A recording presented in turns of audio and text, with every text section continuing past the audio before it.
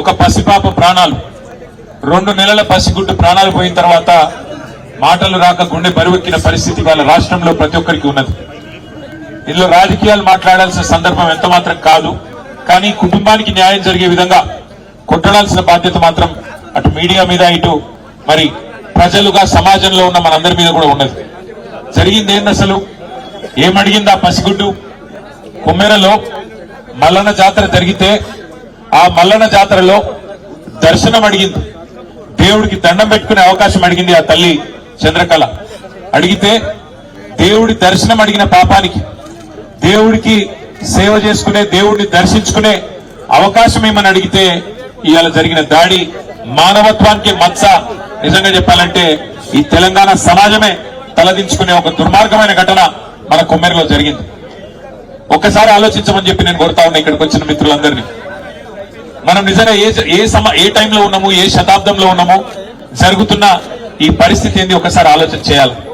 ఇంకా ఈ టైంలో 21వ శతాబ్దంలో కులాలు మతాల పేరిట చిన్నగా చూడడం, అవమానించడం, ఇవాళ ఇంకా కూడా అధికారాన్ని అండగా పెట్టుకుని హత్య రాజకీయాల్ని, హత్య చేసిన హంతకులని కాపాడే ప్రయత్నం జరగడం నిజంగా సిగ్గుచేటు. ఇందులో నేను ఈ ఒక్కరినో ఆ ఒక్కరినో నిందిస్తలేను. ఇందులో హంతకులకు అండగా నిలబడ్డ ప్రతి ఒక్కడు, వాడు ఎవడైనా గాని, వాడి దోషి రాష్ట్ర ముఖ్యమంత్రి అయినా, స్థానిక ఎమ్మెల్యే అయినా, స్థానిక ఎంపీ అయినా, ఎవరైనా కూడా ఈ తప్పు, ఆ పసిగుడ్డు ప్రాణాలు తీసిన హంతకులకు అండగా నిలబడ్డ వారు ఎవరైనా సరే వారిది ఖచ్చితంగా తప్పే. ఏమడిగిందా పసిగుడ్డు? మీరు ఎక్కి కులుకుతున్న గద్దెని అడిగిందా? మీరు పోగు చేసుకుంటున్న మూటల ముళ్ళు అడిగిందా? అడిగింది మల్లన్న దర్శనం.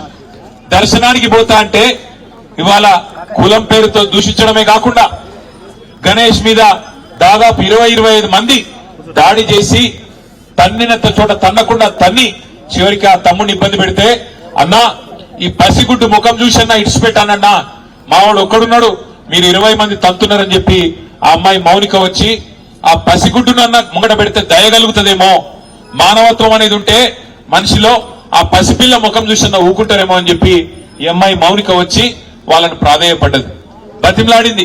అన్నా వదిలిపెట్టండి అన్నా, చచ్చిపోతాడన్నా, కొట్టకండి అన్నా, పసిగుడ్డు ముఖం చూసి తండ్రిని వదిలిపెట్టండి అన్నా అని అడిగితే, దుర్మార్గుడు, మానవ మృగం లాంటి మనిషి వాడెవడో చెత్తనా కొడుకు, వాడు కాలితో తంతే ఆ పాపని, ఇవాళ పాప చనిపోయింది.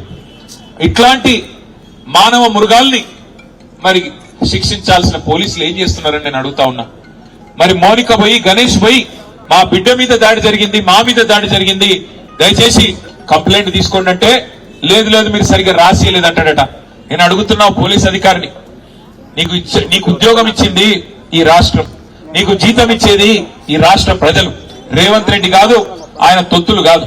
నువ్వు చేయాల్సింది, సేవ చేయాల్సింది బాధితులకు. ఎవరి మీద అయితే దాడి జరిగిందో వాళ్ళు వచ్చి నీకు షికాయత్ చేస్తే, కంప్లైంట్ ఇస్తే అది కరెక్ట్ గా లేదంటవా?